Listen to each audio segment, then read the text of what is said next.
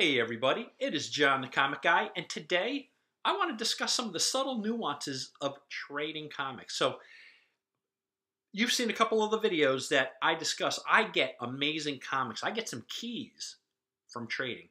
So, let's just go back and kind of discuss some of the nuances of trading and some of the mindsets that you're going to have if you decide to be a part of a trading network. So, really, I think a majority of you are purely collectors, right? You're not dealers, even though a lot of you are dealers. A lot of you dealers are my friends and we do trading. But if you are purely a collector, do you have the mindset saying, if you get a comic book, you'll probably grade them and inventory them and put them in your private collection, and they will never leave you.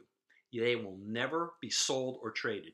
Do you have that mindset? If you do, let me know. But before you do, let's get into some subtle nuances here. So, generally speaking, I now try to simplify my collecting world, right? I'm going to show you a chart in the 90s. This is how I kind of kept track of at least the titles. I'm an OCD guy, so why I did this, and I probably updated this chart about once a week. I'm kind of shocked as I see it. I think this is dated 1999. I kept track of my favorite titles. I kept track of titles that were discontinued. I kept track of titles that were Golden Age, Silver Age, current. I'm not even sure why that was all relevant to me at the time. But, you know, collectors are kind of a weird, fastidious OCD group. At the time, it seemed important to me. But also, and that was sort of before I got really comfortable on the computer. So I'm kind of writing this out in pencil and I'm doing colored ink. That was a lot of effort, and I did it weekly. So ultimately now I have simplified. I clearly do not do that anymore. But I have very much focused on simplifying. The simplification of my comic pleasure, or my comic collecting process is what I do now. But check out this chart.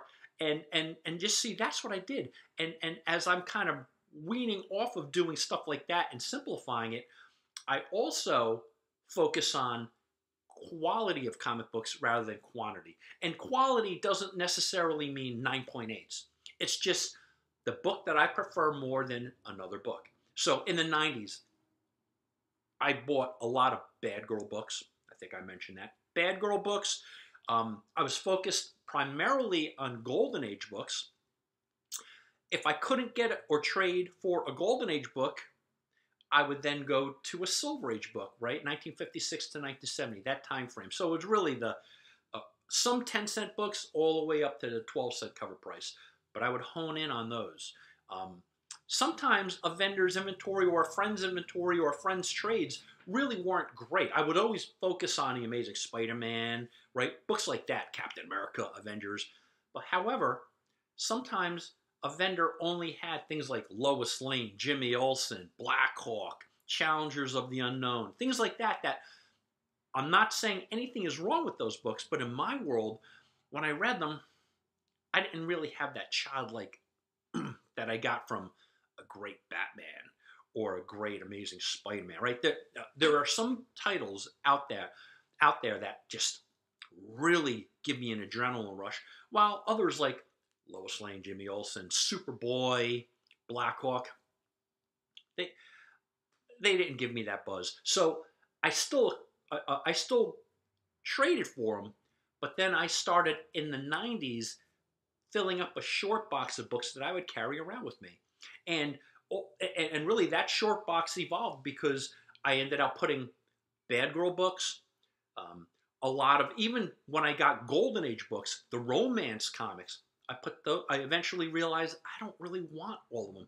I still have some, but the ones that I didn't want, since I'm not a completist, right, and I'm not focused on quantity, I started taking books that I really didn't have that emotional rush through, and I put them in my short box, and I took that to comic conventions, or I took it to my friend's house. So the question I'm going to ask you is, if you're one of the folks that say, I will just keep a book, if I get it, I'm going to bag and board it, I'll mentally grade it, maybe you'll keep a spreadsheet, or let me know how you do you keep track on one of those apps on your inventory.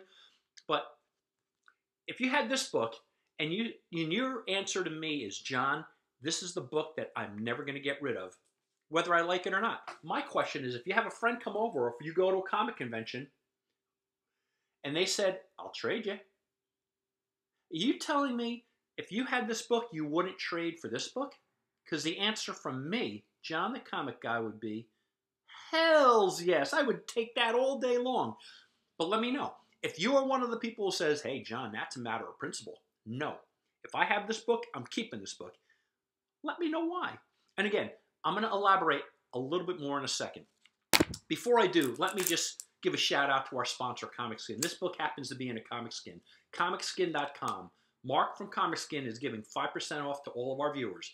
So at checkout, on the coupon code, you put John the Comic Guy 5. John the Comic Guy 5.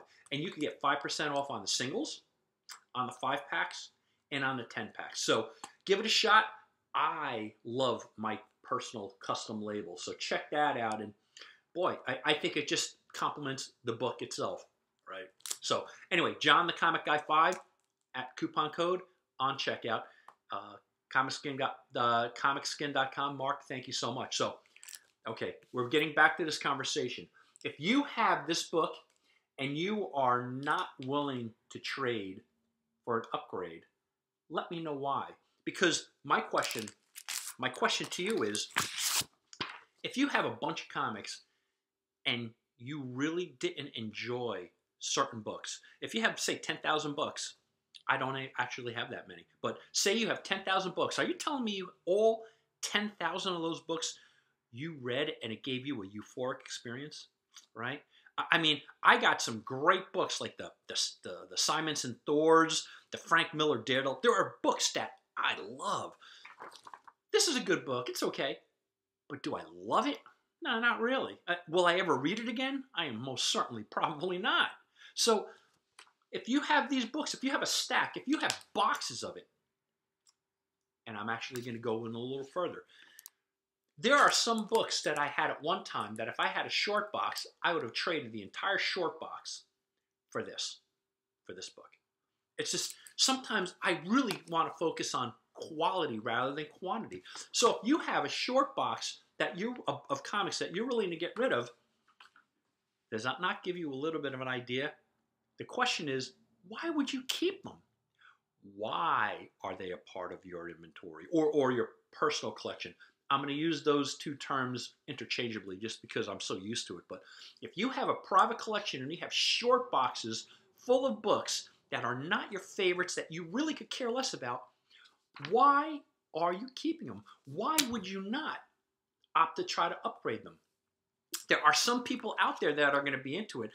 Again, there are certain Kyle Reiner Green Lanterns that I keep and I enjoy, but a majority of them I put right in my inventory. If they're in my inventory, I am not emotionally attached. And people have bought them. People buy them. So people are looking for everything. That's what makes this world great. Everybody's looking for something else. So my question to you is, if you have books, stacks of books that you really are not really into, why are you keeping them in your collection? I'm asking you to please sound off in the comment section on that. I really want to know. And by the way, I promise you, I am not judging. Everybody has their own style, and that's a beautiful thing. So I don't judge, but I'm curious. If you have comics in your collection and you really don't care about them, why are you keeping them? And if you could upgrade them for a great book, why would you not do it? So think about that. Sound off in the comment section. I really want to know. And again, I have evolved so much from tracking my favorite titles, as you saw on the chart, to ending out adding into an inventory box or a tradability box my Bad Girl books, my romance Golden Age books, all my Blackhawks, Lois Lanes, Jimmy Olsen's. I stuck them in, and actually it evolved from one short box to two. Lo and behold, then I started buying collections, right? It just, that just built up in my mindset. But please tell me how you personally collect. Tell me if you kind of like this content. I almost think this topic is a little bit provocative because there are some people that are hardened collectors that they do not want to part with any of their books. If you're like that, but this is giving you food for thought, let me know. I'm hoping my conversation and dialogue with you is adding to your comic collecting pleasure. That's my goal, right? We're all friends here, so sound off. Let me know what your thoughts. Everybody, if you like this content, I'm going to encourage you to please hit the subscribe button. Collecting is fun. People, collecting is fun. I love it. And I hope you do too. And I hope you enjoy this content. Thank you so much for joining me, everybody. I really appreciate it. And we will talk soon. Almost forgot. I wanted to give you a please hold the calendar request. So on Friday, Black Friday, November 29th, we're having our 4th annual United Collectors Group Garage Con in my garage. If you've been here already, hey, just hold the date. If you haven't been here yet, and you're local, like in Pennsylvania, Connecticut, New York, New Jersey, please hold the date. Send me your RSVP, right? This is a private residence, so send me your RSVP and I'll send you my address, and we'll make sure you can make it out here. It's going to be from 9 a.m. to 2 p.m. The key is, remember, this is a private residence, so you don't want to pull in and out of my neighbors' driveways. They get very upset. So please, when you make that turn, just pull right on the street. I'm the first house on the corner. So again, hold the date. Friday, November 29th, you're invited to the 4th annual UCG Garage Con. You're going to have thousands and thousands of $1 books. You're going to have hundreds and hundreds of graded books. John from John's Comics is going to be here with 400 to 500 graded books. Plus, you're going to have Patriot Comics, and you're going to have Comic Catacombs here. So you're going to have 4 great vendors. We're not going to gouge you, and obviously, you're going to have amazing prices. Hold the date, Friday, November 29th. 2024. I really hope to see you then. RSVP with me, right? If you don't have my address, I'm going to have to RSVP it again. I know it's a local event, so hope to see you there.